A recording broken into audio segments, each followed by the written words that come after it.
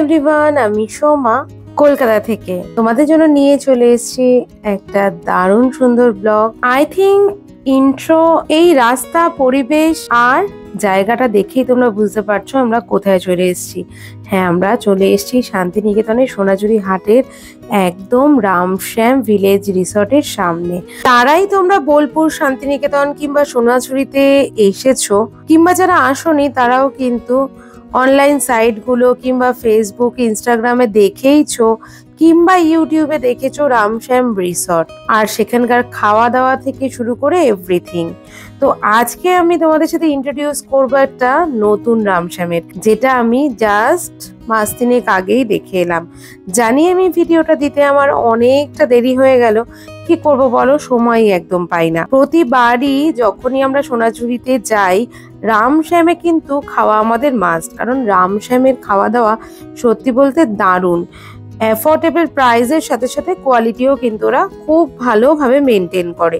তো এই হলো রিসর্টে ঢোকার রাস্তাটা, দেখতেই পাচ্ছ মাড হাউসের মতন সমস্ত রুমগুলো। কিন্তু দাঁড়াও, তোমাদের দেখাবো আরো অনেক কিছু। রামশ্যামে খেলাম সোনাঝুরিতে এসে, দারুণ জাস্ট লাগলো। তো আগের বার শকুন্তলাতেই খেয়েছিলাম, খুব ভালো লেগেছিল বলে ফার্স্ট ডে কিন্তু আমরা শকুন্তলাতেই খেয়েছি। খুবই বাজে কোয়ালিটি হয়ে গেছে এখন, তার থেকে রামশ্যাম কিন্তু অনেকটা ভালো।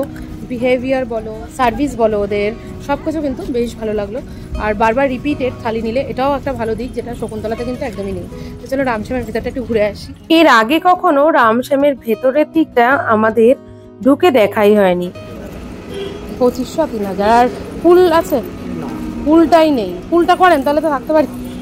লাস্ট 2 টাইমস থাকলাম আমরা সোনাঝুরি হাটে, দুবারই কিন্তু আমরা শকুন্তলা ভিলেজ রিসর্টই চুজ করেছি, কারণ বাচ্চাদের রিসর্টটা খুবই পছন্দের, সাথে উপরি পাওনা হিসেবে অত সুন্দর পুলটা, যে কারণে বারবার কিন্তু ওরা আসতে চায়। তো যাই হোক, দুবার তো থাকা হয়েই গেল, তো আমরা ভেবেছি নেক্সট টাইম আমরা রামশ্যামে একবার থেকে দেখবো।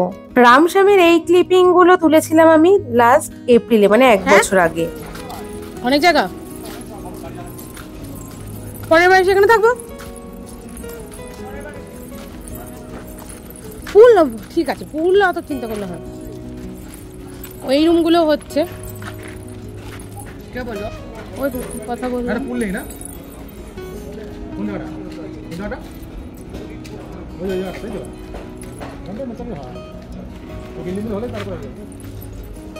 হবে এটা কিন্তু অনেকটা বড় রে, বুঝলি? এরপরে এসে থাকবো।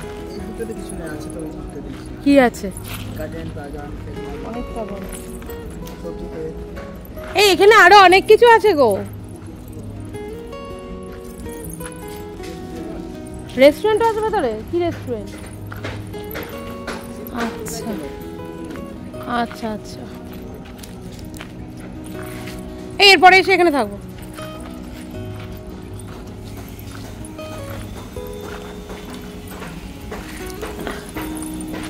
সুন্দর জায়গাটা, এখানে পার্ক আছে, ভেতরে রেস্টুরেন্ট আছে।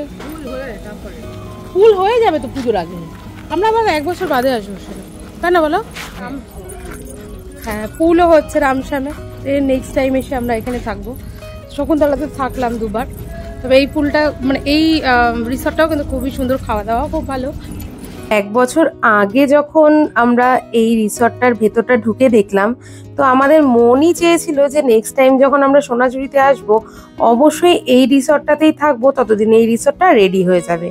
আর এই দেখো সিনারিওটা এখনকার, জাস্ট 25 ডিসেম্বরই ওপেনিং করেছে রামশ্যামের এই নিউ লুকের নিউ রিসর্টটা, যেটা একদম মডার্ন। সামনের দিকটা রয়েছে একদম ভিলেজ রিসর্ট, আর এই পাশটা দেখো পুরোই অন্যরকম। এত মডার্ন একটা লুক দিয়েছে কি বলবো। পুলটা দেখে তো আমার তক্ষণি নেমে পড়তে ইচ্ছে করছিল, সাথে আমার বাচ্চাদেরও কিন্তু তাই সিচুয়েশন হয়েছিল। জাস্ট আমরা কন্ট্রোল করছিলাম ওদেরকে। আমরা এবার যে টাইমটা শান্তিনিকেতন ঘুরতে গেছিলাম ওই টাইমটা মারাত্মক রাশ ছিল। 5 বছর বাদে হওয়া পৌষ মেলার লাস্ট ডে, তো কোনো হোটেল রিসর্ট কিছুই আমরা পাচ্ছিলাম না। অবশেষে আমরা একটা গভর্নমেন্টের গেস্ট হাউসে আস্থানা পেয়েছিলাম, যেটা আমি তোমাদের আগের ব্লগেই বলেছি। তো সেখানেই কিন্তু ছিলাম আমরা। তো এইখানকার কোনো রিসর্টেই কিন্তু তখন আমাদের মানে মোটেই জায়গা মেলেনি। আর তারপরে এত চড়া ট্যারিফ ছিল তখন আর সেটা এফোর্ড করা আমাদের পক্ষে পসিবল ছিল না। তার থেকে বড় কথা, যাকেই ফোন করছিলাম, মানে যে রিসর্টেই ফোন করছিলাম, সবাই বলেছিল কোনো রুম মিলবে না। তবে তখনও জানতাম না সেভাবে রামশ্যাম রিসর্টটা যে একদম রেডি। পুজোর সময় ওরা রেডি হবে বলেছিল, তবে পুজোর সময় কিন্তু রেডি হয়নি। ওরা কিন্তু 25 ডিসেম্বর 2024-এ এই পোর্শনটা ওপেনিং করলো। তো কন্ট্যাক্ট ডিটেলস দিয়ে দিচ্ছি, তোমরা কিন্তু থাকতেই পারো। তো কেমন লাগলো ভিডিওটা অবশ্যই জানিও।